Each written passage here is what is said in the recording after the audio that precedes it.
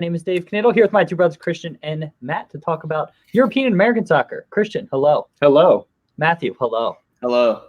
I'm here on the East Coast. Christian and I getting cozy on the couch here, sharing headphones, bros sharing headphones, and sitting very close to each other because we have a new streaming service that we are using, and we're loving it, but it's cutting us down on the width of the camera. And so we got to get very tight. That's also why Matthew looks enormous. Like a toiger. Yes, he's. No, I've been hitting the gym a little bit. Yeah.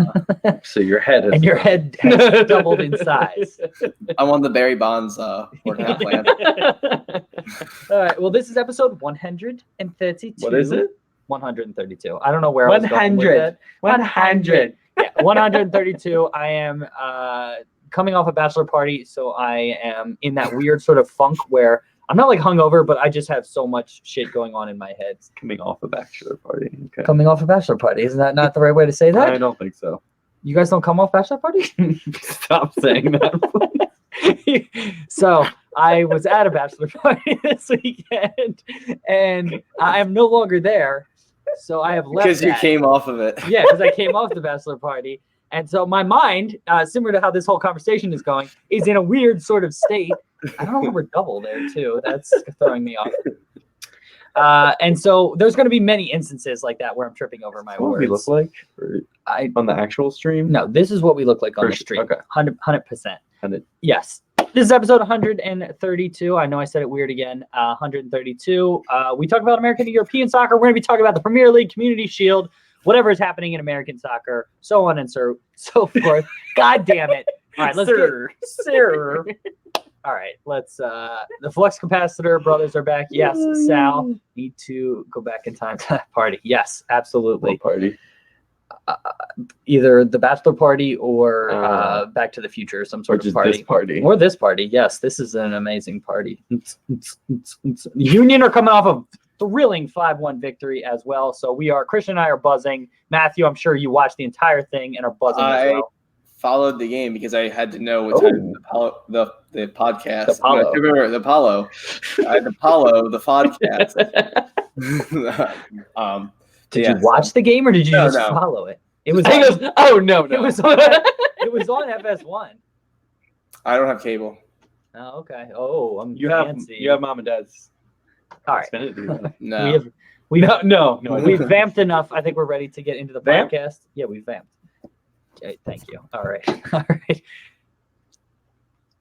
Welcome to the Bros Talking Soccer Podcast, episode 132. My name is Dave Knittel, and I'm here with my two brothers to talk about what's happening in American and European soccer. Christian Middle Knittel is here with me. Hello. How are you doing? Oh, hey. I'm doing great. Are you excited to have me here invading your room, your personal space? You're really invading my personal space right now. We are really up close and personal if you're not watching on YouTube. So definitely check that out if you're just listening to the podcast. We are sharing headphones as well. It's a really good time. And we just spent a lot of time together at the pool today, pretty much within touching distance. Yep. And then we just watched the Union and, Oh, yeah. 5-1 for the Union. Bam.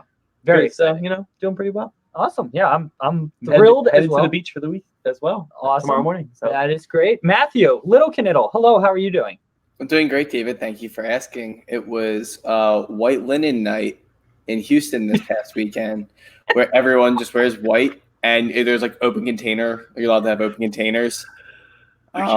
What? So many questions. What is just what? Yeah. White linen. So everyone just wears white. You go out. Where's the history of that? What does that come from? I never asked. That was. Where is the history? Where is the history?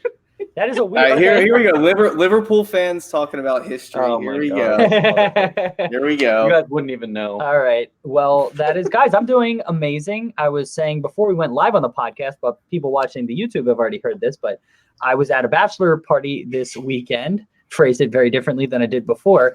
And my mind is still a little bit clouded. So as we're going along here, if I stumble over my words or if I say some things that might be a little bit wrong or anything like that, I'm just going to blame it 100% on that. But all the other weeks are just regular days. Exactly. That. Yeah. So this at least. So definitely, if you're listening to the podcast, check out the early parts of that'll the be in the outtakes, or just stay around till the end of the podcast. Dave was just coming off a podcast the whole. Yes, or exactly. not a podcast. Yeah. You weren't. See, now I messed it up. Yeah, you threw me off. And you also ruined the surprise. Yes. Yeah. Well, no, because now they don't know. I fucked it up. Yes, you did. But that's right. So this is a soccer podcast, and we're going to go to before I do that, real quick, we're a part of the Big Heads Media Network. Go to bigheadsmedia.com for tons of podcasting content. Also, if you're listening to this on Monday, August 5th, that is the last day for you to purchase our t-shirts currently for sale. We have t-shirts available for $20 and $25. $2 from every t-shirt sold goes to One Goal United, an awesome charity doing philanthropic things in the soccer world for inner cities and developing countries around the world. So support us, support this awesome charity. We'll have a link to that in the show notes and video description. It's our website, brostalkingsoccer.com. Also, if you want to support the show, go to brostalkingsoccer.com, buy us a shot or $3 for every shot, and that goes to supporting the podcast. Christian, do you have our trivia question today? I do have the trivia question, Dave. Thanks. So here is the trivia question for today. It's going to be about Virgil van Dijk, and I think Matt may have seen this. He might have. He might not have. Officially, Jesus dribbled around him today. So it was the first time in a long time that happened. How many days since he last got dribbled around? Okay. That is an excellent question. We'll think on it and give our guesses at the end. I'll tell you the amount of games. It is 65 games. So try and figure out the dates. That's a lot of games. Okay. So what happens now? I know what happens now. I was just letting people, Dave, you gotta give the people what they want. And that's time to think about the trivia question. They're not here to listen to us talk. No, they just want to think about the trivia question. That's why they're here. Matt. Hey, Matt. Hello. Hey, why don't you take it away with Matt's Megs? Oh, wow. Thanks. That was maybe the best introduction I could have ever asked for. Hey, everyone. Welcome to Matt's Megs. Today, we're going to stay with Liverpool and City. Right from, Christian's trivia question. Wearing the Liverpool kit. That's like the 06 kit, correct? Yes. No. Oh, wow. Look at me. No. That's not? Definitely not. I think this is the 08-09. I think you're... It's a Carlsberg sponsor and everything, so. And the original crest. Yeah. Check out our YouTube video to see it. Adidas was the sponsor back then still as well. So the things you care about. All right, so we're going to recap the Community Shield match from earlier today. Christian, I know you were having technical difficulties in the beginning. Did you get to watch at all? Yeah, so what happened was I was getting an error on the ESPN Plus app, and so I Googled what the error was, and no, there were steps before you Googled it. Yeah, no, we're going to ignore all that. So I said ESPN was out to get me pretty much because they wouldn't let me watch the game. And Dave was like, no, it sounds like a you problem. So I Googled what the error was after that, and it just said delete the app and reinstall it. And I did, and it worked. So it was good job, Internet. You saved me this week. So it was a you problem. Moral of definitely story. A you problem. It's definitely an app problem that people have found ways to fix. Fair enough. Okay, so the game finished 1-1 in regular time. Manchester City ended up winning the trophy in penalty kicks. How you want to classify that trophy, I guess that's to your own discretion. But Dave, I'll start with you since I think you watched more of the game. What did you? Nope, definitely not. No, I was driving back from the bachelor party, the aforementioned bachelor party. Bachelor. Yeah, bachelor party. And I was in a car and I didn't want to be rude. So I popped it up just to prove Christian wrong, pretty much. And then I turned it off. And then I saw penalties. So you might want to go to him for everything else that happened. Yeah, I started watching in about the 35th minute. Probably. Okay, Christian, how do you think of everything else? So what I heard about the first half from before I started watching was City was dominating the entire game, creating all the chances and controlling the flow of the game. I was listening to the commentary, and they said the Liverpool midfield was kind of being bypassed by the City, just creative players in there, and Liverpool really couldn't control the game. Second half looked like the complete opposite. I think City were able to create chances on the counterattack, and that's where they looked most dangerous. But Liverpool controlled the game, I think, in the second half, and were really creative in making those opportunities, specifically with the players they brought off the bench. I thought were very impressive. I think their starting midfield didn't really look up for it. I think Trent Alexander-Arnold had a weak game by his standards. And I think Wijnaldum and Fabinho really weren't at their peak as you'd expect them to be at this point. But Liverpool really looked solid in the second half. And I think it's unfortunate Salah was not taking the chances that were given to him. The number one thing I want to highlight, though, from the City perspective, and I know Matt's going to love this, Gundogan was horrendous. Oh, my God. So I wanted to touch on that. Oh, my God. So bad. He gave the ball away 10 times his first 10 touches. It was so bad. And the commentators were just laying into him, too, which was hilarious. Yeah. I was going to text you guys. I was like, I don't know if Gundogan would be an impact player on Portsmouth at this point. That's what I was thinking during the game. Yeah, it was definitely frustrating to see. But I agree with Christian, where City definitely did dominate the first half. I know you missed it. Well, a decent bit of it, but they controlled the flow. Liverpool, I would say, maybe like 55th minute on, completely dominated. I think City got a couple chances early on in the half and still looked better, and then they just hit a wall where I don't know. I don't think it was because David Silva came off, but it was right around that time, and then from there. It was just all Liverpool and nonstop attacks. Claudio Bravo probably had his best game for Manchester City, and that's good considering. Do you guys remember what the story was that came out a couple weeks ago where he was like just like so depressed or something at City? So it's good it was something because after he came back from his injury, he didn't really get to see the field for like a year. He was just kind of talking about that. So it's good that he had like this kind of game. So I'm just happy for him. So do you think Pep or any coach puts any stock in like a backup goalie playing well in a tournament like this or in a trophy like this? I think so. Yes, I'll take that one. I mean, I think so. It certainly can't hurt, right? And if anything, it pushes the other keeper in training and it gives confidence to the rest of the team. If there is an injury or if there needs to be lineup rotation, I am always for players playing well versus players performing poorly. No, I'm saying, do you think his mind would change, where he would consider putting... where like he would actually go with Bravo over Ederson? Yeah, Bravo, yeah. I don't think so. Not in this scenario. It was one game. If Ederson starts to play terribly, then he can have this to fall back on. But unless Ederson has done something drastic to warrant a change, no, I don't think Bravo's going to be starting. All right, fair enough, Christian. I assume you agree with that. Yeah. So what I was going to say is asking you a question of what you meant by that question, and you kind of answered that during Dave's little answer there. So if it was like, just does he put stock into it at all? Yes.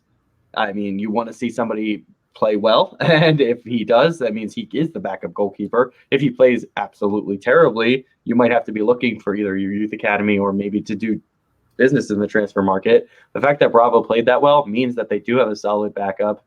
He was very, very good with his feet, as you expect him to be, and his shot stopping was incredible. He was so quick off his line today. It was really impressive. Yeah, I'll say one thing that I don't know if you're going to agree with. There was a couple times, and I don't know if you even saw it, but Van Dijk last year, I feel, was in the right position. I know maybe it's just because it's early in the season, but like there was a lot of times where he would try to step up, and like their timing was just a little off, and City was on sides and on a break like very often. And I know last year he kind of played like a sweeper, where he kind of always had to cover everyone else, but it seemed like today that like was a problem where City was able to use that 2 yards that he was always staying back. Are you guys worried about that at all, or do you think that's a problem with your defense? I think the communication there was the biggest problem between Gomez and Van Dijk. Van Dijk was actually, I agree with you, he was playing deeper last year and he seemed to be more in line with the rest of the defense this time around. I think Gomez was the one who was missing the cue to step up. So I don't really blame Van Dijk, and I'm definitely not concerned about Van Dijk being ready for the season. I think he's the best center back in the world. Yeah, I just meant like the whole back line. Yeah, the only thing I was concerned about is Trent wasn't really at his absolute best. But again, I think he was going against the best team in the world right now. So I don't really put too much stock into that, and I'm not that concerned. Gomez is still very young. When Matip came on, it looked much, much better with him and Van Dijk in there. And I don't really think those breakdowns happened as much once Matip did come in to partner him. Fair enough, Dave. Anything? Yeah, I didn't see it. So it's tough for me to really tell. I will say, I mean, last year it was noticeable that Van Dijk oftentimes was 2 yards behind the rest of the line, and you don't really see that in the modern game too much, but it really, worked for Liverpool and just his defensive style. So I guess it slightly concerns me that they looked out of sorts, so to speak, but for the most part, I would back them to get it fixed. Who are they going against first? I think, don't they ease into things? Who, City? No, Liverpool. We're talking about Liverpool. Yeah, they have Norwich first. Yeah, Norwich. So, all due respect to them, even if they have a couple defensive lapses from Liverpool, I would still expect them to win and, get it corrected by September. No, fair enough. So, wait, the season starts next weekend? Yes. Or 2 weekends. Does Liverpool starts on Friday? Okay, when they said it starts on Friday, I didn't know if that meant the Super Cup for Liverpool. Mm-hmm. I was confused by that. Okay, when is that? The Super Cup is the following Tuesday or Wednesday. So after the Premier League already starts? Yes, it's in between the first 2 match weeks. Well, I don't know how I feel about that. Do you guys have a problem with that or no? The Super Cup is a meaningless game. I mean, it's like the Community Shield. It's before the other leagues start, and so it's a European competition, and so the fact that England starts earlier, Netherlands starts earlier. Who else starts this weekend? I think France usually starts around this time, but Italy and Spain start later this month. And so I think it would be an unfair advantage because England starts their preseasons earlier to play it before their season starts. So I'm fine with the Super Cup being when it is because it's relatively meaningless. Okay, fair enough. Last thing, so you guys both watch penalties. Did you notice right before, City took the huddle pretty seriously, and Liverpool was all just scattered and sitting around the field and just kind of joking and not really paying attention? Did anyone else notice that? I literally turned it on as Shaqiri was stepping up to hit, so I didn't see any of that. Christian, did you? Sorry, I missed the initial question. I was looking up stuff for what you were talking about earlier. Sorry. Okay. So before, Matt, do you want to explain? Okay, yeah. So before penalties started, City was taking it seriously. Pep was doing a legit team talk. Mm-hmm. They're in a huddle, and Liverpool was just kind of sitting around, and Klopp was just joking. Do you think that had any reflection on the game or PK? I think that has a reflection on the teams. I think that's exactly what the mentality Pep wants to drill into his players and the mentality that Klopp wants to drill into his players. That's just the atmosphere that they generate. So that's not surprising. And I don't really think it has an impact on actual penalties being taken. Yeah, fair enough. What do you guys, or do you guys have anything else you want to add? No, I'm good. The only thing I was going to add is that the Super Cup is in between the first 2 match weeks, and Liverpool start with Norwich and Southampton, and Chelsea have United before.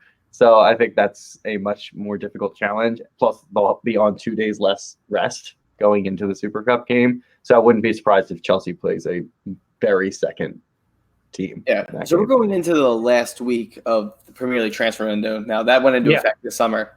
So there's a lot of players still in the market. So that should be crazy. And United's been kind of disappointing in the transfer market so far. Other than I think Maguire, but yeah, and Wan-Bissaka.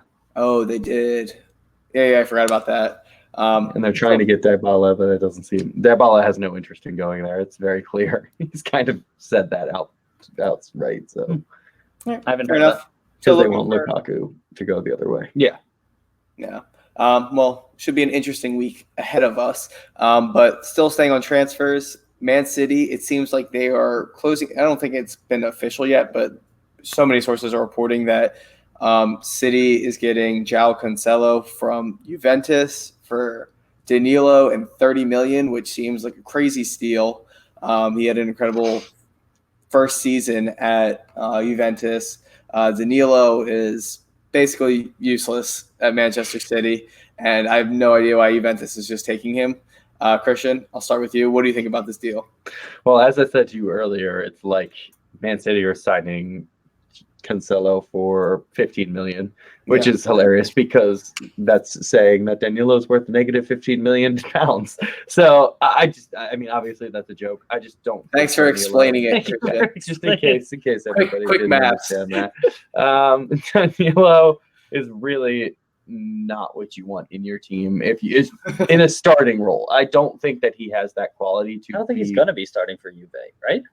I don't even know who I mean, Cancelo was the starter there, so I don't know who they brought in to play that role unless they're going with $30 million. They might do a 3-5-2 because they have. I mean, they have 400 center now. That's what I'm thinking. They're going to go back to their 3-5-2 formation, and they'll be fine. City, I think, are making out better in the deal, but yeah, Juventus are gaining 30 million. They spent a lot more money than they usually do in the transfer market, so I think everyone wins in this deal. All right, Dave. Yeah. So what's the deal with Kyle Walker? Is this just a backup or like a first team sort of like pushing Walker? Do you expect Cancelo to be the starter, Matt? It's weird because Pep kind of has starters for different things. Like I feel like Walker could be our England starter, like through all things, but like Sane pretty much plays every important Champions League and Europe match, where I could see Cancelo kind of doing the same thing, where they're talented, but they have other people in that position.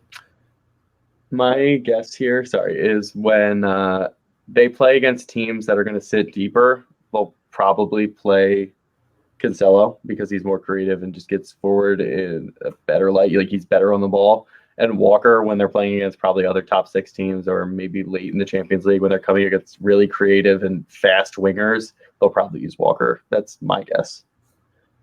I feel like Walker's defensively is worse and is more of a liability against fast, creative wingers. I mean, he has the recovery. No, he has the recovery pace, but I feel like he's more prone to making. I don't think Cancelo is better defensively, though. I don't know enough about Cancelo, to be perfectly honest, but I just know what I've seen from Walker and the way I like my defenders to play. I don't love the reckless actions, and he's someone that strikes me as someone who just goes diving into tackles and is easily burned. So that always concerns me about him. I think this is a fantastic signing. If anytime you can upgrade or make your team deeper and stronger, and I would say Cancelo, even though I don't know a ton about him, is an upgrade over Danilo. And so for that reason, I mean, yeah, it's a great signing by City. Yeah, and one thing I want to kind of address in this topic. So Juve were kind of praised for how they do business in the transfer market at the beginning of this window. And then the last couple transfers have been a little bit of head scratchers in just recent weeks. What do you guys think about them just letting Moise Kean go and then not really having too much youth? Yeah, that was a weird one. Yeah. I don't know what's going on there. That was a very interesting one where it wasn't a loan. It wasn't, from what I've seen, there's no buyback option, which a lot of times they will put on players. So Juve doesn't generally do that. And so I don't know if maybe they know something that we don't know. And on the surface, yeah, I would agree with you. It doesn't look like a smart decision, but maybe there's something lurking underneath where I don't know if he doesn't like train as hard or, I don't know if they have something that they've seen that makes them not fit their system. I really don't know, but it doesn't make sense on the surface. I mean, having said that, they signed De Ligt, who was an absolutely amazing signing. So forgot about that one. Yeah. The last couple, and then, the whole Dybala saga and, wanting to bring in Lukaku to replace Dybala or something like that. And that one doesn't make any sense to me. Yeah. So I'm just curious about their business. Christian, what do you think? Oh, okay. Thank you. So I think the only reason that they sold Keane, right? Yeah. Okay. Moise Kean. Yeah. The only reason they sold him is because they expect to get Lukaku, and they are similar types of players. And I just think that it doesn't make any sense on age why they would go for that, because Lukaku does seem like he's burning out. And I know he's in a situation that he's just not set up to play for United right now, the way that their style is. But he still scores goals, and he can be dynamic when you put him in the right situation. Yeah. So I expect Keane to be good, because when Lukaku was at Everton, I feel like he's going to be a similar type of player. Yeah, but that was completely different. That was years ago, different managers, different players. I don't think you can compare them that way. I think a fair comparison is to Juve and how they're going to use both of the players. And for me, Lukaku, as much potential as Moise Kean has, Lukaku is a proven professional. He's going to be Belgium's, or he might already be Belgium's all-time leading goal scorer. He's done it across multiple leagues and things like that on different teams. And so I can understand it from Juve's perspective, getting someone who is, 8 years older and has that much more experience. I mean, it might make sense, because everything we see from Juve they get good players regardless of their age. They're not afraid to sign players out of contract who might be a little bit older because they're just the better players. And so I don't know. It's tough to doubt Juve's transfer business based on the way that they've done things over the last 10 to 15 years. Yeah, I know. I just wanted to address like this last couple weeks. Yeah. So fair enough. Anything else you guys want to add? No, not in this, but just a quick reminder. So people listening to the podcast, you're going to hear a little bit of music. Then we're going to interview Drew Deal, who was our July Quick Kick Picks champion. And for those who may not know, Christian's shaking his head, and you can explain that further. But for those who don't know, Christian, what is Quick Kick Picks? Oh, Quick Kick Picks is a game that we play on Twitter where we release, Dave and I are releasing videos of predictions for MLS games. Matt and I soon will be doing a Premier League one, so that'll be fun. And so we want you guys to do is get involved in the game. So you tweet at us at BT Soccer Pod. And I was going to say on Twitter, but they don't need to know that information. You tweet on Twitter. So, you tweet your score prediction, and for everyone you get. So if you get the home team score correct, you get a point. If you get the away team score correct, you get a point. If you get the result of the match right, you get a point. And Dave, what happens if you get all three of those right? Christian, you get a bonus 2 points. What? Yes. Oh my God. So 5 points up for grabs. So definitely get involved in Quick Kick Picks and our game. Yeah. And even if you don't want to get involved, we release the videos on YouTube and Twitter. The videos are about 2 minutes per game. So again, it's just a quick way for you to keep up with what's happening in MLS and soon to be the Premier League. So having said all of that, Drew was the person that finished second in July. Christian actually ended up winning. So you're going to hear a little bit of music and then our interview with Drew Deal. If you're watching on YouTube, that is a separate video, but podcast listeners, you're going to hear it in about 15 seconds. So Matt, thank you for letting me take over Matt's Megs. Back to you. All right. Well, that's going to wrap up Matt's Megs. Thanks, Dave, for doing that and signing off and then handing it back to me. You're welcome. But listen to a little bit of music and our interview with Drew. Bye.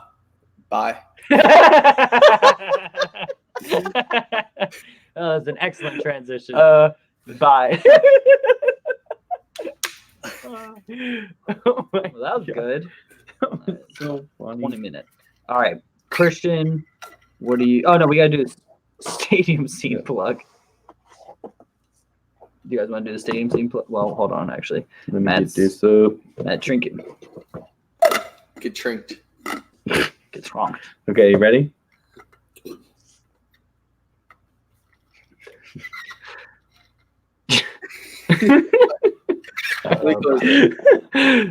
We're getting comments here that are going to make. Can you see the comments, Matt, by the way, or no?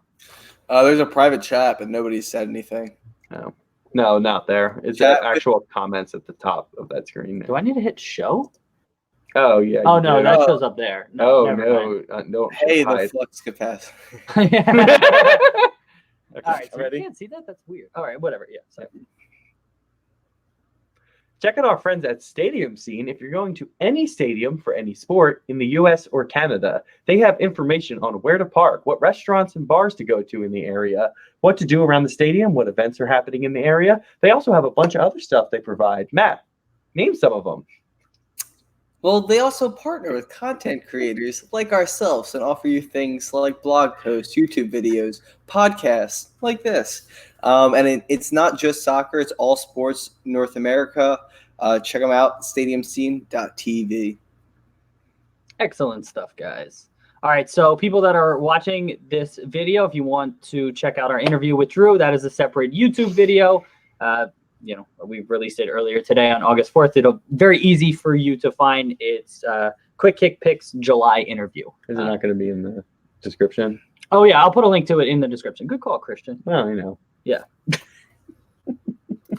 Okay. Or do you want to add it to the video description? I'm so busy. Yeah. Okay. 0.5 seconds.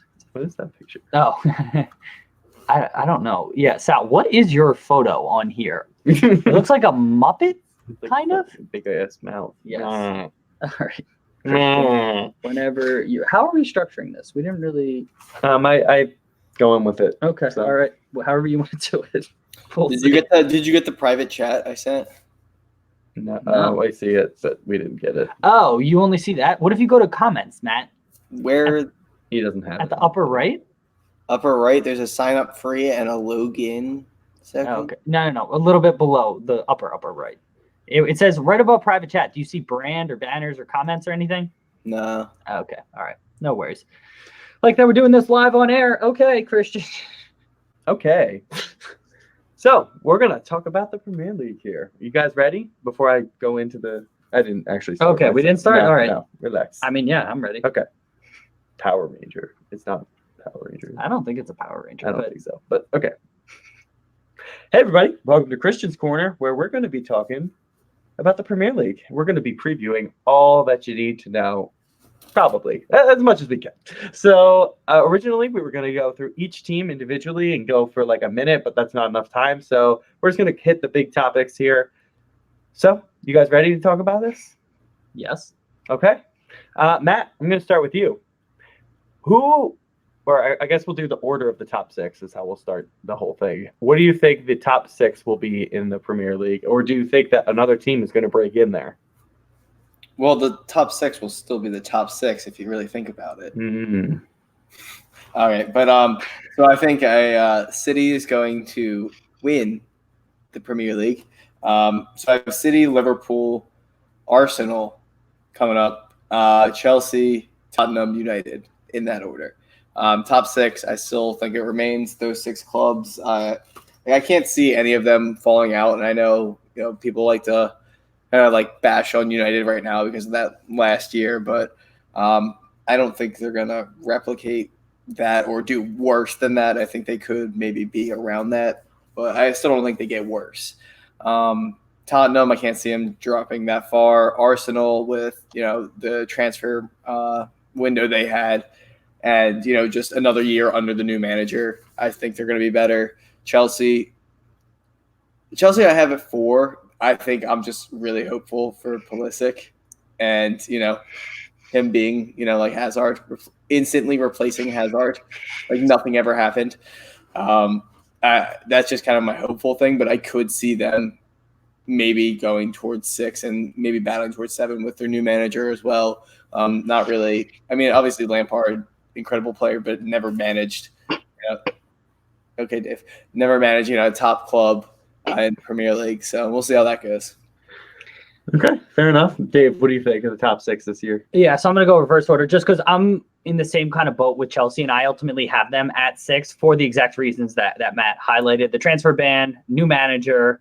I want them to do well, and it really struggled. I wanted them to put top 4, but I put them at 6, and I could see them even sliding down further. It's going to be really interesting to see what happens and if they give Lampard enough time or if they're going to be quick on the trigger if he's really struggling. 5 I have at United, and that is based on how things stand right now. And also, we really don't know how good a manager Ole Gunnar Solskjaer is. So I just can't put them higher. If they make a couple more signings in the transfer window before it closes, I might have a little bit more confidence in that roster and have them push higher. 4 I have at Arsenal. I think Emery just being there another year, they've made some really good signings offensively. I still have some huge concerns about them defensively, but I think that they find a way to get something sorted out and they bring in a couple defenders. There's no way they can go through with this defense that they currently have and think that is going to be okay. So the number 4 Arsenal is not really based on their current team. I feel like they'll either make a January transfer signing or some signings before the window closes this time. 3 I have Tottenham. They've actually made some signings, and I think they've been good. Pochettino's still there. They haven't really lost anyone too influential, and so I think that they're able to stay there, close a little bit of the gap to City and Liverpool. And then City and Liverpool, it's a coin toss for me being a Liverpool fan. I have them at 1 and City at 2, but deep down in probably my mind, I think City is going to win, but I'm going with my heart. Yeah. Okay. Deep down in my heart, I want Liverpool to win, but I think City just is better. They're deeper. I think that they might be pulled in different directions, and who knows how they deal with injuries. And also, there's a little bit of transition. You don't know how Rodri's going to adapt to England. Don't know how some of the players aging out. Silva, how's De Bruyne going to be bouncing back this year? There is a few question marks, but at the end of the day, I think that they're probably going to win, but I have Liverpool 1, City 2. So that's where I stand. Got it. All right. So I go now. Somebody's got the giggles. Woof. All right. So I have Chelsea in 6 as well, Dave. I don't have confidence that they can replace Hazard's productivity. He is their driving force in the attack. And yeah, that's just what it is. I don't think that they have anybody who came in that's going to cause problems for defenses. I think Pulisic's a very good player, but he's not ready to step into that role where he is the star man for his team right now. I think he has the potential to be that eventually, but this isn't the year, and I think Chelsea just have too many unknowns right now in their side, especially with a new manager coming in with Frank Lampard. I don't think that they have it this year. 5 is a little bit of a surprise to me, even though I put it in myself. I have Tottenham Hotspurs finishing 5th this year. I think that they are a very good squad.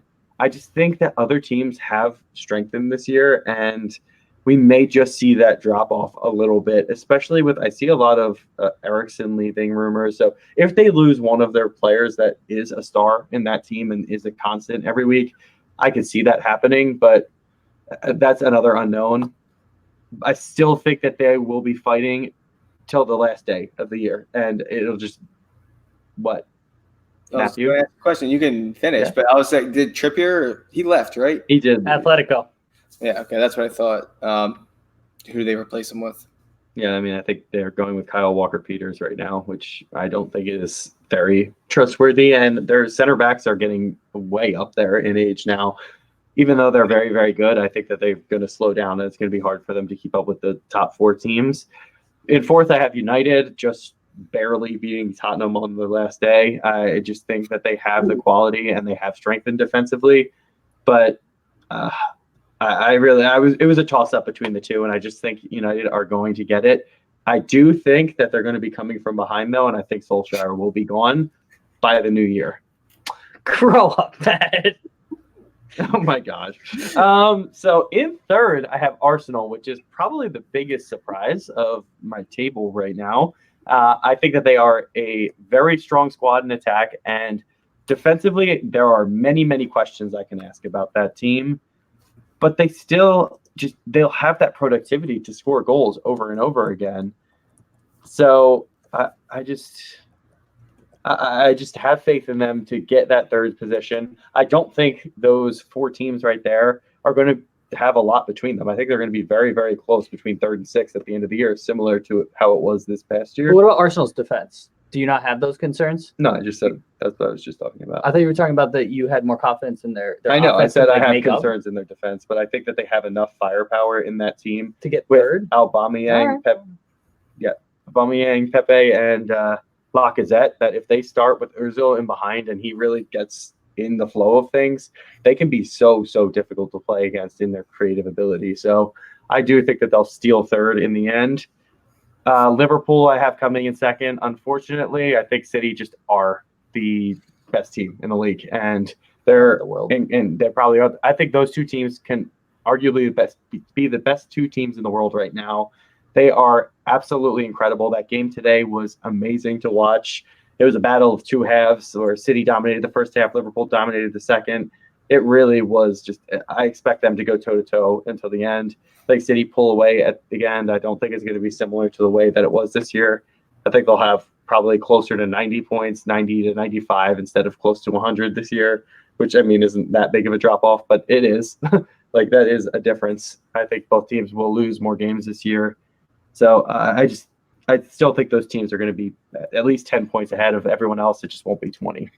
So we'll go to the relegation battle now, unless anyone else has comments on that. Well, I do want to just say one thing. I think that Everton, Wolves, and Leicester can legit challenge, I think, Chelsea and or, whoever the 5th and 6th teams and really push. I don't think they have enough to really get up into the Champions League spots, but I really like what Everton has done. Wolves has been fantastic, and Leicester still has a lot of elements of good sides. I would put Wolves and Everton above Leicester if I'm ranking those, but I wouldn't be shocked to see them really challenge for a 6th spot. So that's all I wanted to say about that. Matt, anything else? I mean, I had the identical thought process and order in mind, so nothing more to add. Brothers agreeing. I mean, I have Everton, Leicester, Wolves. I just think Wolves are going to be going up against something they're not used to with the Europa League, and it might tire them out. And I think that they're going to be trying to fight later on. I think they may be in a relegation battle very early on in the season, but they'll be comfortable in the top half by the end of the year. I don't think they'll be in a relegation battle. Okay, fair enough. Yeah, you're wrong. We will see. Well, Stay tuned. I think they'll be lower mid-table. I don't know if I would say they'll be in the bottom 3 at any point, but I think that they might be a little concerned with how they're doing. Did you start that off by saying Wolves behind Leicester and Everton, and then finish like that thought with saying they might be in the relegation battle? No, he was saying early in the season. Early on in the season. Okay, I think at the end, I was like, I don't think so. We're great at critical listening, all three of us. Yeah, we're so good. So now we'll talk about the relegation zone, where I don't have Wolves. But Dave, where do you think, or who do you think is going to be in the battle, and who are your actual 3 going down? Yeah, I think battle, so I'll say the bottom 5 maybe. So I think Newcastle, Norwich, Burnley, Sheffield United, and Brighton are going to be the ones really fighting it out, in my opinion. I think Newcastle, for all of their turmoil, I think they're still a pretty big club, and I think that they'll just find a way to stay in the league. I think that they have more talent, and just based on the passionate fan base and just the pressure created there, they'll be able to stay up. Norwich, I was really torn between having them go back down. I know that they did really well in the championship last year, and I didn't watch them, but I just have them eking out and staying in the league. And then I have Burnley, Sheffield United, and Brighton ultimately going down. Burnley, I felt like they've been sliding further and further back in the table since they had that really good season where they qualified for the Europa League. I know that was only 2 seasons ago, right? But last season, I wasn't impressed. And I just think that they've been punching above their weight for a decent amount of time. They go against the expected goals model. It doesn't make sense for them. And I feel like that's got to catch up to them eventually. And just their playing style where they concede so much. They lost Tom Heaton. And I think that eventually they slide back. And this is the season where they go back down. Sheffield United, I legit know very little about. And that's an educated guess that they're going to finish 19th. And then Brighton is a similar one where they've been in the league for a few years now. I haven't been overly impressed with their transfer activity and haven't been impressed with their performances over the last season. They were in a relegation battle this past year. I think that they really struggled this season and ultimately finished 20th. So that's how I see it playing out. Very interesting. Matt, what do you have over there? So over here, I'll start with 16. I have Southampton kind of running out that bottom 5. I think they do have talent, and that's why I think they will end up staying in the Premier League. But I don't see them being able to compete really against top 6 teams. And I feel like on any given day they can slip against the mid-level, the lower level teams in the league. And I see them kind of struggling but making it through. Next, I have Brighton. Like Dave said, haven't really impressed me much since they've been in the Premier League. So I still think they're going to have a rough year, but I still think the bottom 3 are going to have worse years. Norwich, I have them coming in 18th. I just don't think they have enough talent, and coming up, it's going to be difficult for them. Burnley, who Dave's been saying for years, the expected goals, I have them coming in 19th. I've kind of replaced my West Brom hatred to Burnley hatred just because of how they play and should not be in the Premier League or just playing at the level they do and just getting by for years, and it drives me crazy. So good riddance this year. And then last place, Sheffield. Like Dave said, I know basically nothing about, which isn't a good thing. I know that much. If I don't know a single thing about your team, I doubt you did very much. So I have them coming in last. All right, fair enough. So funnily enough, I have the same bottom 5 as Dave in all different orders, except Newcastle. I do have finishing in 16th. The bottom 4 are the same, but different order. So I have Burnley just hanging on in 17th place. Sorry, guys. I think that's going to happen, mostly to Matt. I'm sorry, because I know you're not going to love that. But I think that they do have a great manager there. He's working with nothing pretty much, but he's able to grind out results and stay in this league. And it's similar to the way that in my opinion, I think Sean Dyche reminds me of Tony Pulis a little bit in the fact that he does continue to just be in the league and he just never seems to go away. And he does a great job of it. So I think that we're just going to see that again. It's going to be tight, but I think they just hold on over Brighton, who I have finishing in 18th. I think that they have not done enough in the transfer market, and they finished 17th last year, I believe.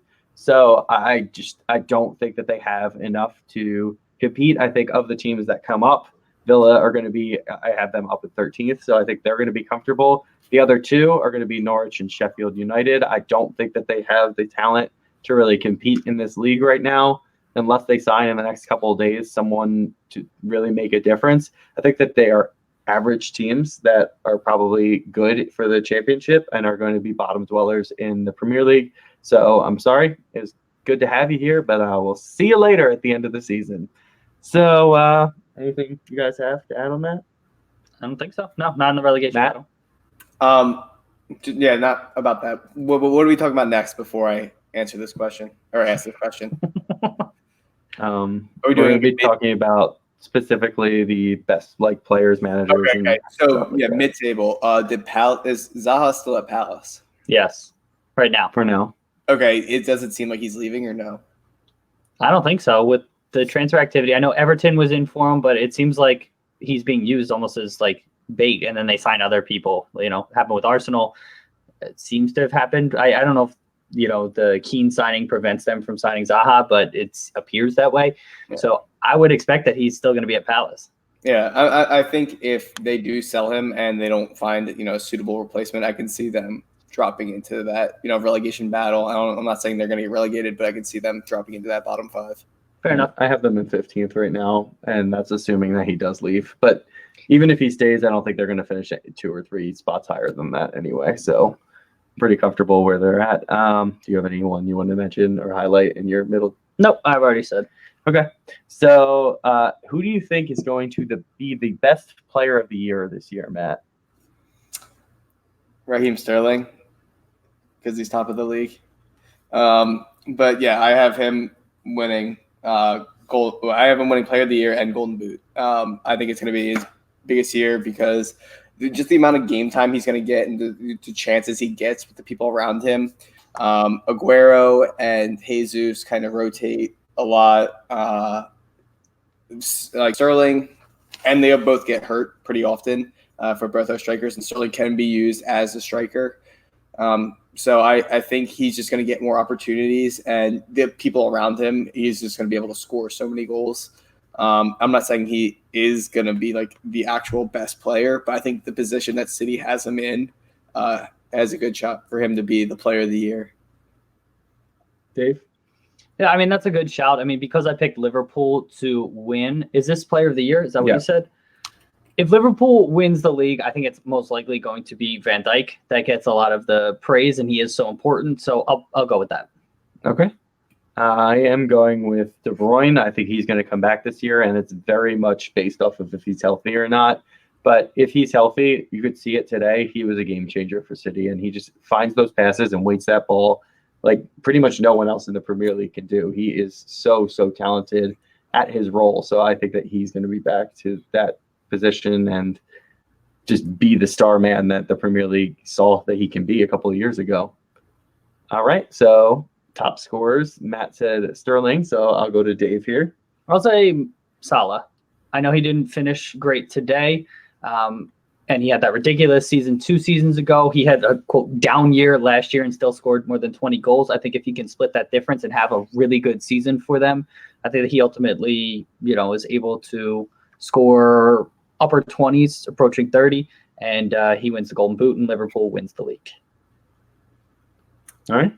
I think he was close to 30 goals. He may have broken 30 goals last year in the league. Oh, no, I'm talking about in the league. Just specifically in the league. Okay. So Matt, I mean, you can say it again if you would like, but his was Sterling. Yeah, mine was Sterling, but I will say today Salah shoots the ball more than any person I've ever seen. That's not true. Have you seen Marco Fabian play for the Philadelphia Union? Have you seen Ronaldo play ever? No. Do we have a stat on how many shots Salah took today? It had to be. It just seems that way because he took all of his shots late in the game. Like it was like 6 in a row at the end of the game, but he really didn't shoot that much before then. I'm going. He took 15 shots. Okay. He took 10 shots. 40% on target. All right. Not bad. That's actually not too bad. So I'm going with Aubameyang just because I have Arsenal in third. I think he's going to be a huge player for them this year, and he's going to get the chances with the creative forces they have, and their pace is just going to be frightening for defenses. I think he finished tied for the Golden Boot this year, and he's going to carry on, and he's going to continue to play that way. It's a good shout. Thanks, Dave. You're so welcome, Christian. So let's do manager of the year. Matt, who do you think it's going to be? I mean, it's tough because, like, do they just give it to the manager that wins? Because I feel like it's hard most of the time, but not always. But the voting happens earlier, so right? When is this one of those where the voting happens in like April? Yeah. So if the race is still tight, I mean, it's not necessarily given to the top manager, Matt. All right, let me look at this list again. I think blanking on his name, Emery, Arsenal. I think he could win manager of the year because just like maybe just changing the culture of Arsenal and just competing more. I think they're going to close the gap and get closer to the top two. I have them coming in third, but if they keep the pressure on just for a while, I think they'll be well respected and just kind of with the voting. And if they can look better, I think he's a shot. Dave, what do you think it's going to be? Yeah, I'll say Klopp. Just going with my prediction, sticking to it. I do want to shout out if Nuno for Wolves can push them and really be challenging for like Champions League around when the time of the voting is. I wouldn't be shocked if he wins it either, but I'm going to say Klopp. Well, you have a lot of faith in Wolves over there. Yeah, I'm really excited about what they're doing. Yeah, my only person I can really think of would be Pep. I think if he wins it again, he's going to win the manager of the year. He's able to create a culture at every club he goes to win league titles, and that's just what he's going to do again. I think he's really going to be the only option come April because they may have a slight advantage at that point. And if they have 80 points in April again, I would not be shocked to see that. So I'll just get your guesses on who will be the first manager fired this year. Dave, I'll go to you first. Yeah, so I don't know. You could say a team. Yeah, let me pull up teams. I think the newly promoted clubs, it's always, I think, going to be given a little bit longer of a leash. I wouldn't be shocked if Palace is really struggling early on and having them. Hudson, though? Yeah, I think that's a possibility if they really struggle. If they sell Zaha and move on, I think that's a possibility. I wouldn't be shocked if the whole Newcastle thing goes really poorly early on and Bruce is out there. And I think Sean Dyche, even though they're not going to do great, I think that he still has enough time at Burnley.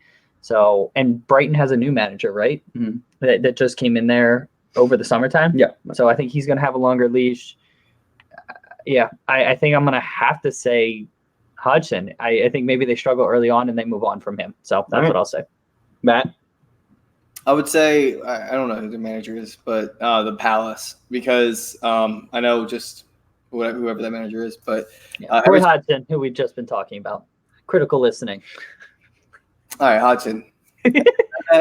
But you guys are talking about like many different clubs, and I was trying to think of my answer. So I was single tasking. I don't think that's a word. Every time Palace kind of plays without Zaha and recent memory, it has not gone well. So if they sell him, who was it, De Boer, when he started, he went like 6 or 7 games and didn't score a goal and lost all 7. And they're all like Zaha wasn't playing. And I just think he just is so important to them offensively that if he's not playing, it's just the manager's kind of screwed. Okay. My guess is going to be, oh boy. I actually think Ole Gunnar Solskjaer is going to be the first manager fired this year. And they're going to bring someone in who has experience. I don't know who that's going to be right now, but they'll bring somebody in to just right the ship and get them into fourth at the end of the year, and they'll have that bump that we saw this year. I do not think Solskjaer is the answer long-term for United, and that'll be blatantly obvious in the first few weeks of the season. He'll be fired, in my opinion, by November or December. Wow. Matt, did you raise your hand or no? Yeah. So you're looking for a manager who isn't working that knows how to get in fourth. I think Wenger way. That was immediately where my head went. Yeah, I know. That's what I thought. I was looking at you. I was like, I think Dave has the same thought as I. That would be very funny. Do you think would managers ever do that? Does that happen? Some managers would. I don't think Wenger would. He was at Arsenal for too long. I don't think he would. Yeah, makes sense. And the last thing we could do is, who do you think is the best transfer of the summer? Matt, go ahead. Best. In England, correct? Correct. Yeah. I'm gonna go with Pepe, Arsenal. Any reason?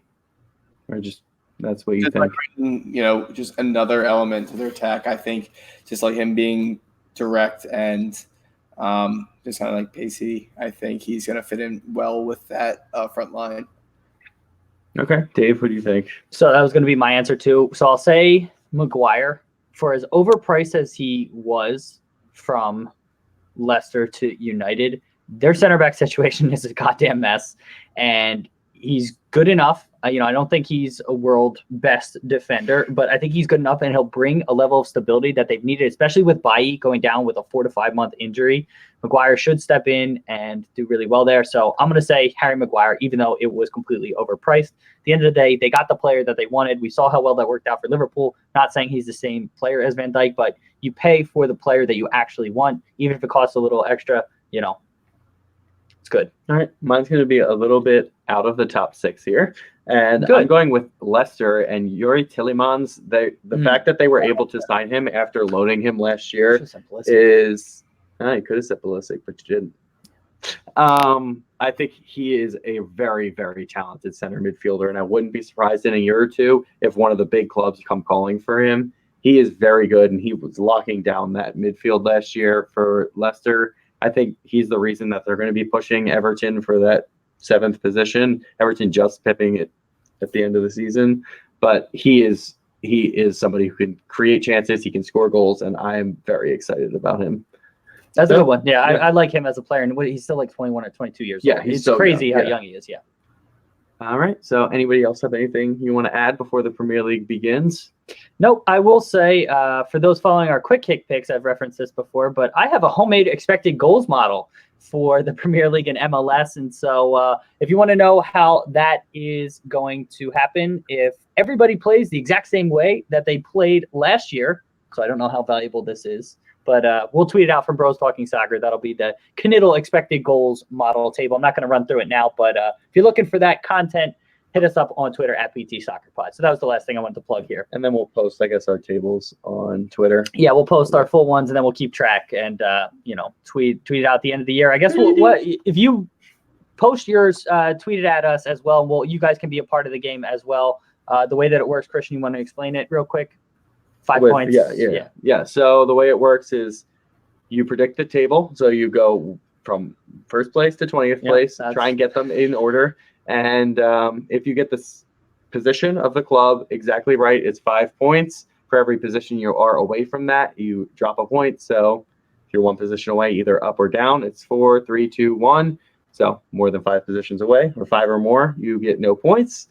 It's out of 100 points total. So at the end of the season, we see how close you were to getting that table spot on. Yeah, the highest score is usually in the upper 60s, right? That's usually what we've done the last few years. So, see if you can beat that. We'll come up with some sort of prize or something for people, maybe guest appearance, or maybe we'll have some merch or something like that. And, play along with us. We'll tweet it out and so reply. So, we're going on almost 30 minutes for Christian's Corner here. Yeah. So anything else you would like to add? I would love to say thank you for sticking with us here on our Premier League preview. I hope you get involved in our prediction tables here, and thanks for stopping by Christian's Corner. It's been extra long, but it's been extra fun. Listen to this music. We'll be back with Dave's domestic dive right after this. Nice. Good stuff. Thank you. Yeah, good stuff. All right, Sal. You only got to hit, one good month for quick kick picks. You'll be right at the top of the table, Sal. And I think you're doing pretty okay. Actually, I don't remember how the scores are going so far. The one guy only predicted Saturday games, and he was in first last I checked. So if you are watching on YouTube, go check out That Anger Management Crap. It's a podcast on Big Heads Media. I'm going to be perfectly honest. I don't know what it's about, but if you would like to learn more, it's available on bigheadsmedia.com, and podcast listeners will be hearing the 1-minute promo for it right now. And so I just wanted to plug that in. Christian, our headphones are connected, so when you move, I need to move. There we go. And all right, let's get back into this because we're running a bit long, and thank you, everybody who has joined us and stuck around on YouTube. Holy shit, it's almost 11 o'clock. All right, this is going to be quick. I got 4 topics, but I feel like we've been a little slow. We're going to just ramp up the energy and fly through this. All right. Welcome to Dave's Domestic Dive. We're talking about some things happening in American soccer. So first thing I wanted to talk about here, Jill Ellis, the U.S. Women's National Team manager, is stepping down from the team. She has won back-to-back World Cup titles. She's going to be sticking with the team through October, their World Cup victory tour, and then is going to be moving on to do other things. And the U.S. Women's National Team has to find a new manager. Matt, what do you think about Ellis stepping down? Do you think this was the right move for her? Did you want her to stay through the Olympics? How are you feeling about it? I think I'm fine with it. When you have that much success in that time frame, I think it's appropriate to, have the next generation kind of step in, because this new generation does seem like it's kind of at the end as well, where the players, in 4 years, I know the Olympics 2 years, still a lot of them are going to be good, but maybe 4 years from now. Well, it's only 1 year. The Olympics is next year. Yeah, you're right. But still, I still feel like using the Olympics and going into the next cycle will be better, and just kind of freshen up and don't get complacent. Like we saw with Germany at this past World Cup, when a coach can be there for too long, it can be problematic. So on the men's side, men's side. So I still think this is appropriate time. Christian, what do you think about her leaving? I do like it. I think she did the best she could and achieved everything she could have during the. Sorry, I was really yawning. I was trying to hold it in as so you're speaking. Long. Matt's yawning over there. It's 11. Oh my gosh. So I think she's just done an excellent job. She kind of brought in that generation that was really blowing up soccer in the U.S. and took it into this new one. And they do have some of the same players, but she is responsible for bringing in their new core that's a little bit younger and very, very talented. So she's done an excellent job setting it up for the future. I think she's done everything she could have by winning 2 straight World Cups. And this is the time for her to step down. And I'm glad she's staying for the victory tour, because she deserves to be recognized just as much as any of the players do for what they were able to achieve in the last, 7 or 8 years, I guess, since she came in. So, yeah, props to her. Thanks for everything. And wish you luck in your next adventure. So you guys both think that it's positive for both Jill Ellis on a personal level and for the U.S. Women's National Team, for the national team as well, Matt? Yes, I am willing to speak for her personally, that this is best for her. No, but what do you think? Yeah. I mean, probably. Yeah, it seems appropriate. What else could she possibly? Yeah, well, they didn't do great. Yeah, they didn't do great at the 2015 Olympics. That would be the only. Nope, 2016 Olympics. They won the 2015 World Cup. Then they crashed out in the quarterfinals, which I think was the earliest that the women's national team has ever gone in any tournament gone out of. So that would be the only redemption. But you're fine. It's good for her and for the national team. You agree? I mean, I don't know if it's best for the national team, but I think it's best for her. Okay, fair enough. I'm in agreement with Matt, actually. I think that managers, when they overstay their welcome, things can get stagnant, and it's in the best interest to keep, especially at the national team level, not have constant churn, but 4-year cycles are generally pretty good. And while this will basically be a 4-year cycle. So I'm in agreement. I think that this is good for everybody involved. Christian, anything else you want to add? No. Matt? Nope. Next thing we want to talk about, still kind of sticking on the U.S. Women's National Team topic, Carlos Cordeiro, the U.S. Soccer Federation president, recently released a letter on Twitter about the whole equal pay debate for the U.S. Women's National Team. And his letter was broken up into 2 parts, one of which was more of a written kind of formal letter, and then the other part was like a fact sheet. And there was a lot of information in there that was disputed by both parties. And Cordeiro, more or less, the argument boiled down to what he was trying to say, and what a lot of people sort of grabbed onto was that the women's national team players actually received more compensation over the last, I think it was 5 to 10 years than the men's national team players have received. And so he was trying to say that the women's national team players are already paid more than the men's players. Christian, what do you think about him, number one, saying this, and number two, releasing it publicly to try to sway public opinion? What do you think about that tactic? It was not wise because the movement is so strong right now and that it's going to be met with extreme backlash. But I mean, if the facts are right, I guess he's just trying to let everybody know exactly how it is. And I don't know if that is the case, but I mean, if he's releasing the facts, I don't know if he's really just doing it to sway people's opinions or if he's actually just trying to get the information out there to show people. Because, I mean, yes, it definitely is. The way he means it, I can't say this officially because I don't know, but it does come across as kind of petty and saying like, oh, like, stop this nonsense. Like, that is what it seems like. But honestly, they should be paid equally at the international level. So if that is, I don't know. If they're paid more, then they must have earned. The argument is that the men missed the World Cup. Yeah. And the women won 2 World Cups over that cycle. And so, yes, they may have been paid more, but if the men would have performed the same way as the men would have been paid drastically higher wages. So that's kind of the counter argument. From FIFA, that's different. No, it's not from FIFA. I mean, the prize money does factor into all of it, but should it factor in and all that? That's kind of the argument. Matt, what do you think about this? Yeah, well, obviously you need to like fact check everything here. But I don't think he would receive backlash or he's trying to sway public opinion if he's just releasing kind of facts. And I'm just going here. I'm assuming it's accurate. And he's like trying to make a stance for it. I think he knows the backlash, but like what would the backlash be if people are saying just like disagreeing with facts? Like, and I know what Dave's saying is that because of the World Cups, but I think he's just trying to say it's more equal than people are saying. It's not like this enormous problem, which may be true. I don't know. I'm just assuming for this scenario, I'm just assuming he's right. So I still think the public should know, and it's not like you should blindly just say pay them equally. Yeah, and so this whole thing is very convoluted and just financial accounting, Christian. I mean, you know that numbers can be swayed to kind of tell whatever story you want them to be.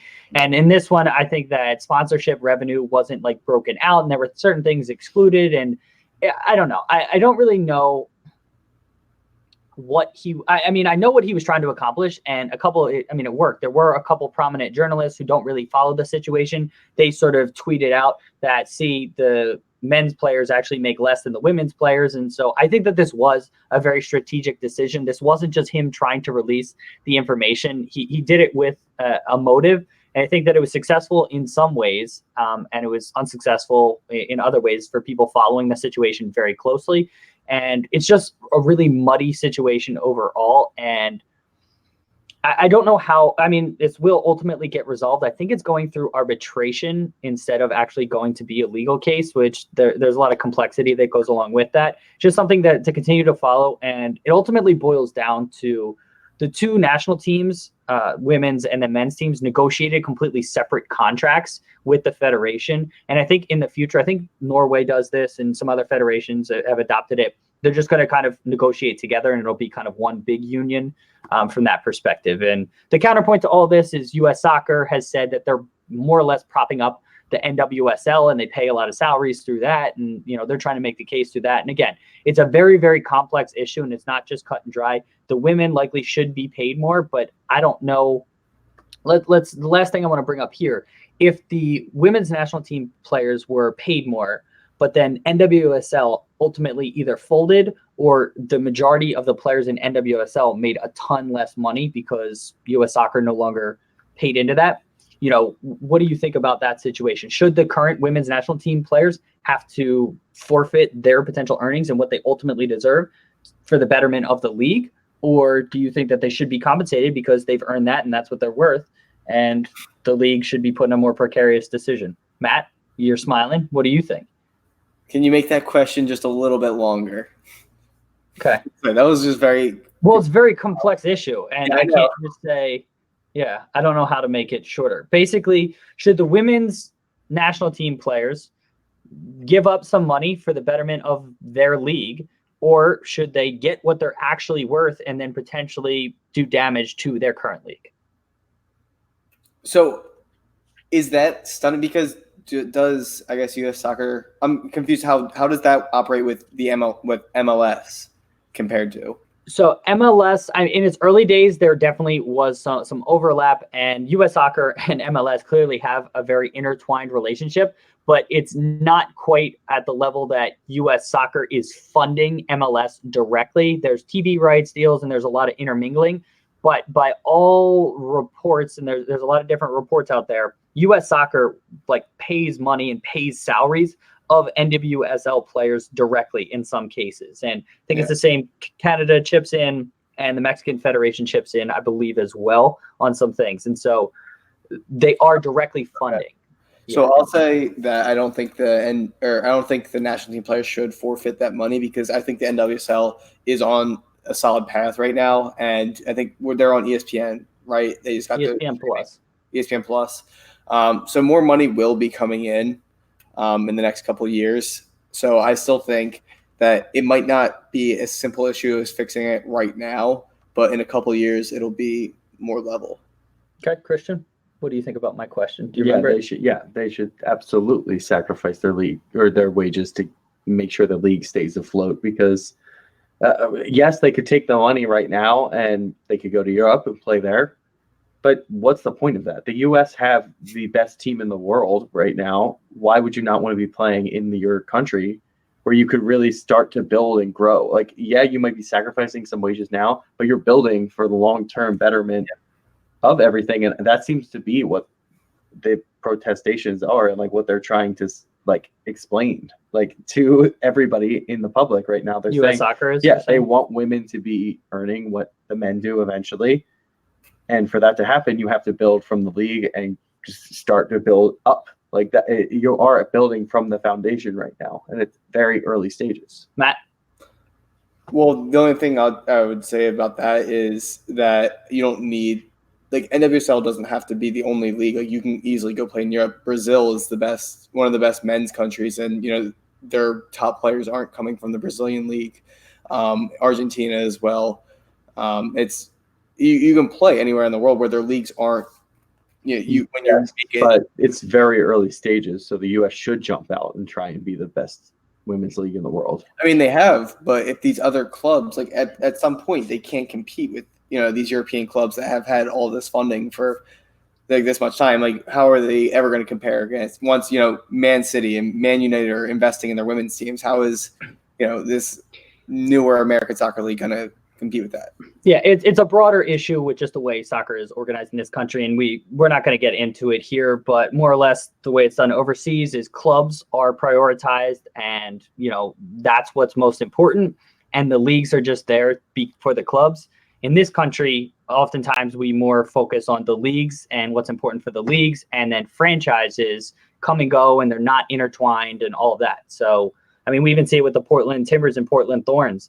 It's same sort of ownership group. They play in the same location, but they can't be under the same brand because it's two separate leagues, and the leagues actually own the intellectual property. And so we're not going to go down that whole rabbit hole right now. But it's just a complex issue, and I wanted to talk about it, and it's something we're going to be following throughout, and it's hopefully a good conversation. Anything else to add on this? I'm sure we have lots of thoughts, but we probably got to keep it moving, Matt.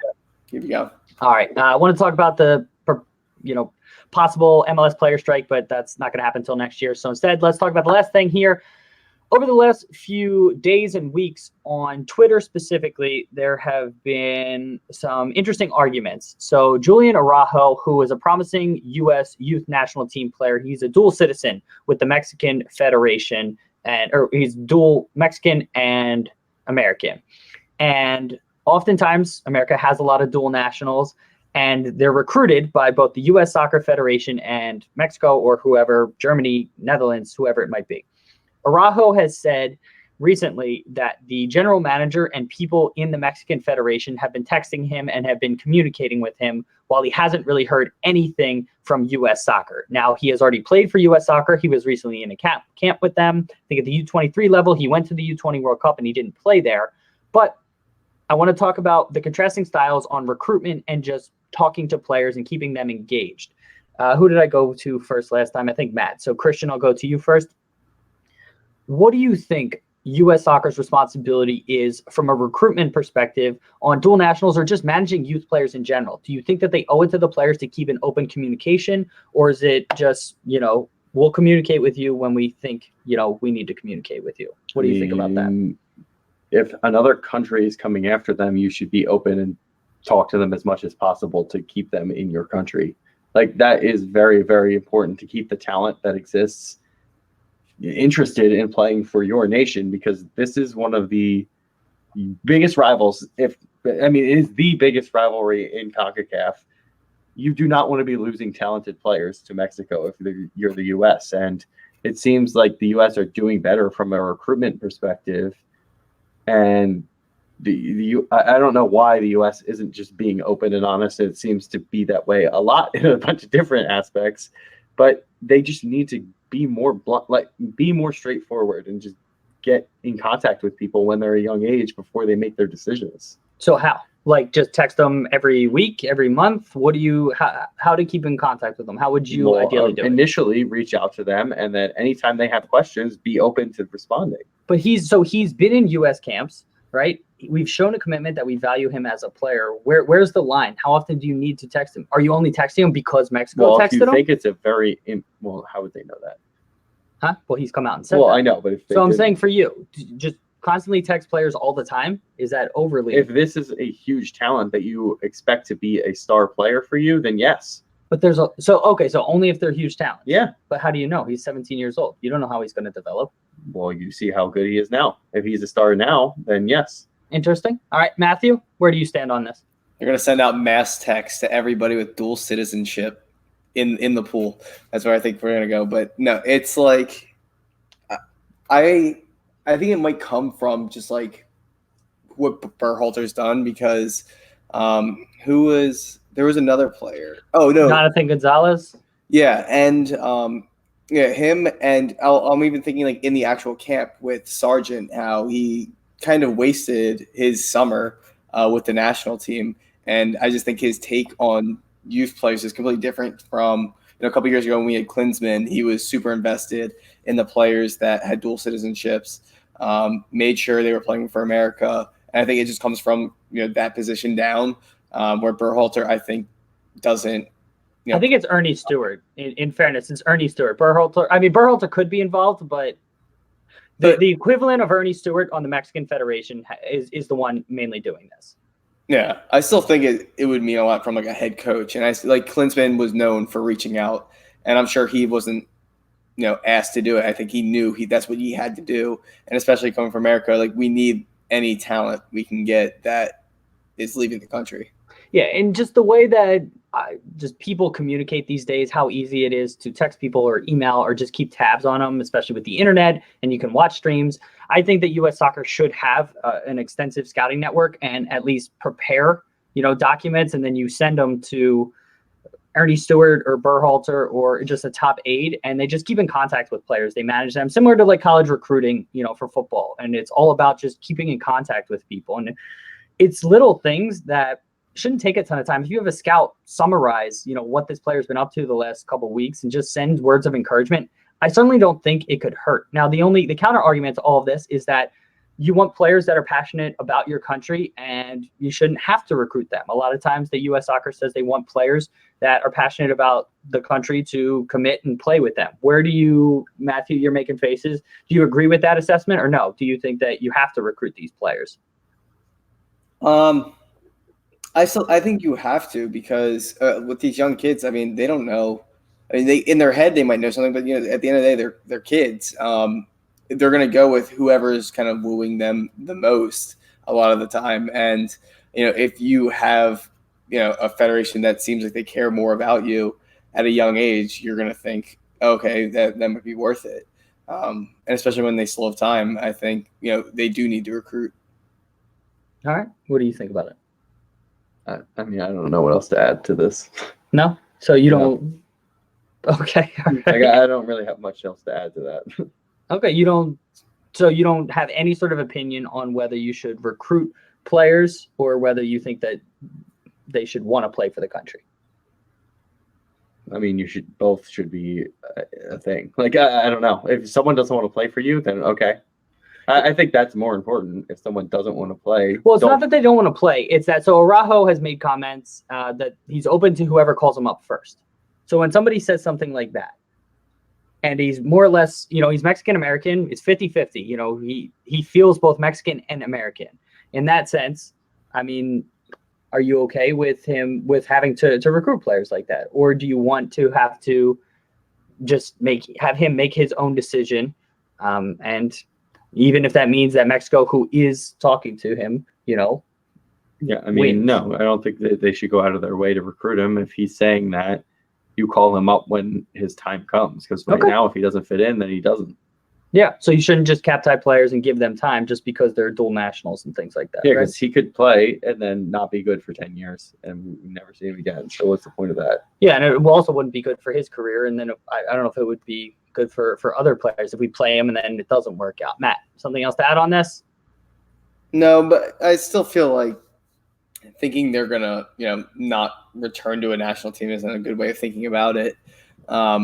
I think whenever you have a chance to cap tie someone, you kind of should take it, because what's the harm in one game, especially if it's a game that doesn't matter like too significantly. I still think it would be good to cap tie some of these players in them. All right, fair enough. I promised that it was going to be shorter, and I have run much longer, so apologies there, but hopefully this is a good conversation. Anything else to add in Dave's Domestic Dive before we talk about our listener questions real quick? Nope. Question? No. First question from Underdog SP. What is the status of Andrew Wooten? He has only had a few sub appearances for the Union. Any word on him getting more regular minutes? Christian, we watched him tonight, so thoughts on this? Yeah, well, he started tonight and he was very good. His touch is good. He was holding up the ball much better. I think he's going to be the starter from now on. Yeah, I think he got some time. I was expecting him to get time and see a little bit of rotation from the Union, and it was good to see him. I think that one thing I was concerned about, it seemed like he was very hesitant to do anything with his left foot, and he was very, telegraphing things. I don't know if that's the right way to say it. So that was a slight concern, and he could have been a little bit more just quick to actually get the ball off his foot, but set up a goal. The first goal was a lot of his defensive work rate, good hold-up play, strong. DC was amazing in the air, so I couldn't really tell how he is in the air, but a lot of the other aspects of his game I was good with. Matt, anything else to add? No. Next question is from @SoccerNoobUSA. How much in general and specifically compared to other friendlies are we supposed to care about the Community Shield? So, Matt, we talked about it in your section earlier. How much should people care about the Community Shield? I mean, it's mainly to get excited for the season. It doesn't mean much, but it's just a good way to get started. It seemed like today, more than ever, it was like a very they compete. I'm trying to think, very competitive match. And it seemed like both teams were going all out. Even with the challenges and, the fightings between the bench, it was good. So I think maybe it depends on the year, but I think it mattered a little bit this year, but not for much. Christian, what do you think? It doesn't matter in any way. I think it's just for people to watch and have fun watching. All right, let's kick off. It's kind of bullshit that it's not on television, which coming after you, U.S. media right there. What, wasn't it on ESPN Plus? Yeah, but that's not TV. It's not on cable. Okay. All right. Yeah, I'm with Christian. I mean, the result doesn't matter, but it is a fun way to kick off the season. Christian is seeming like you've gone a little bit downhill now. You're starting to get a little cranky, and I think we're ready to wrap up. Do you want to recap our trivia question? Yep. Trivia question today was, how many days has it been since Virgil van Dijk has been dribbled around? Today was the first time it's happened in 65 games.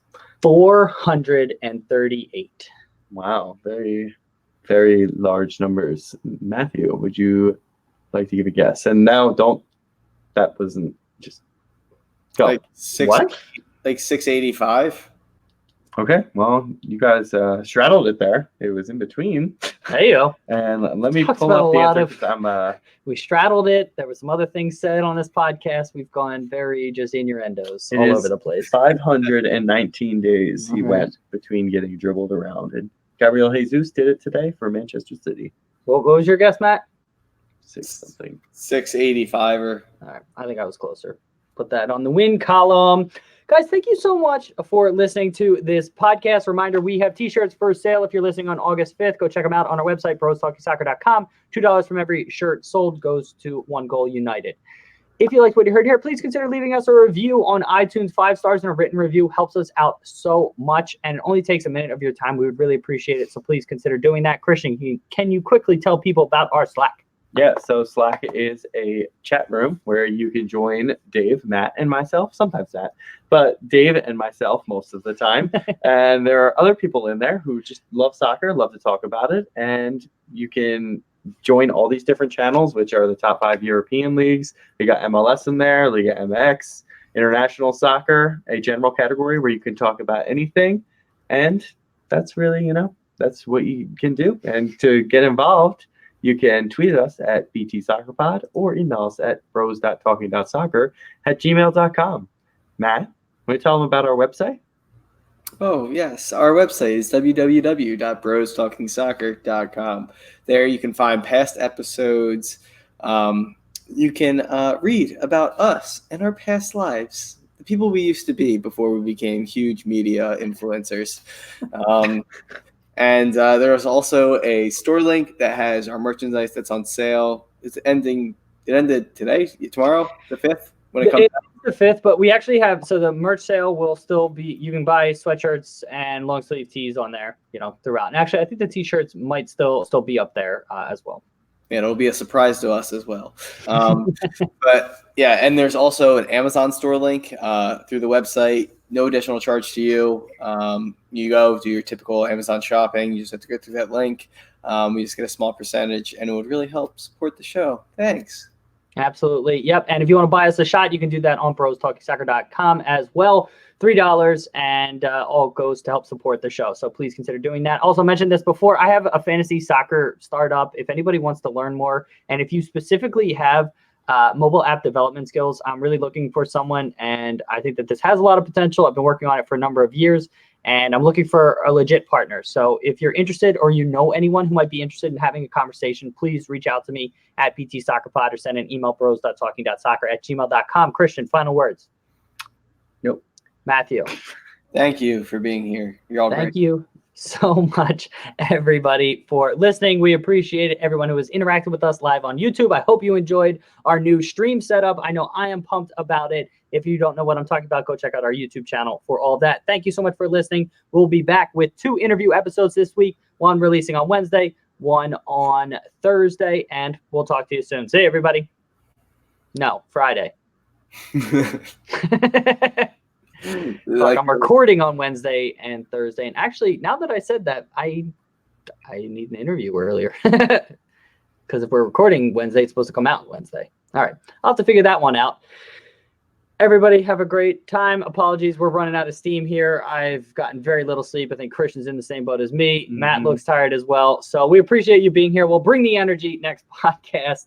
And energy for I know. We just first 2 hours. I think we giggled ourselves out of energy in the beginning. Yeah. Yes. Yeah. Okay. Yeah. We're not gonna rehash that. All right. Okay. Bye, everybody. Bye. Okay. Bye. And thank you, Sal. Please have that person reach out, Christian. All right. See ya. Bye. See you, everybody.